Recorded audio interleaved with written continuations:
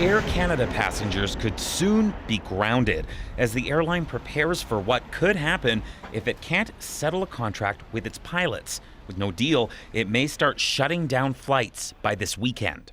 They forced this upon me and upon themselves. Mike Springer is flying for knee surgery. We were afraid that with the impending strike with Air Canada, our flight would be canceled if we booked with Air Canada. So I looked into WestJet and booked with WestJet instead.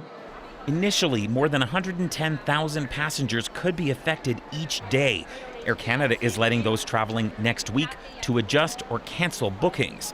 The pilots are threatening to walk off the job, saying they aren't paid enough. We fly the same passengers, the same airplanes in the same airspace as our peers like United, Delta, and American. We do so for half the salary. But Air Canada says the union's demands far exceed average Canadian wage increases, though labor experts point out it's a global market. Pilots, they're going around the world and they are talking to fellow workers who work for different airlines, and they know what these disparities are. Air Canada and the union still have a few days to settle. When a company is negotiating with a union, they have to wait until the very last minute. It's all about negotiating. It's all about making compromises. But compromises are harder for passengers outside of big cities. So our choices are even less here. We can't drive to Buffalo, can't drive to Detroit and use American owned airlines. So we kind of are stuck with Air Canada down here. The federal government has said it believes in the collective bargaining process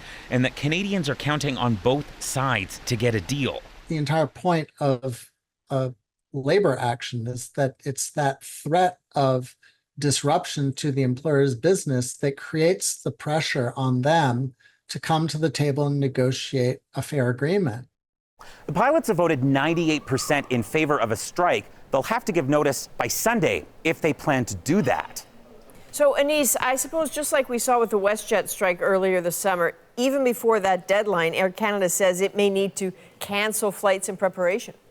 Yeah, that's right. If either the company or the union give that 72-hour strike notice, Air Canada will start canceling flights right away. It doesn't want to get equipment or airplanes stuck anywhere. Now, if Canadians' flights are canceled, they can get a full refund for that flight, but they may not get any extra money or compensation under current passenger rights laws.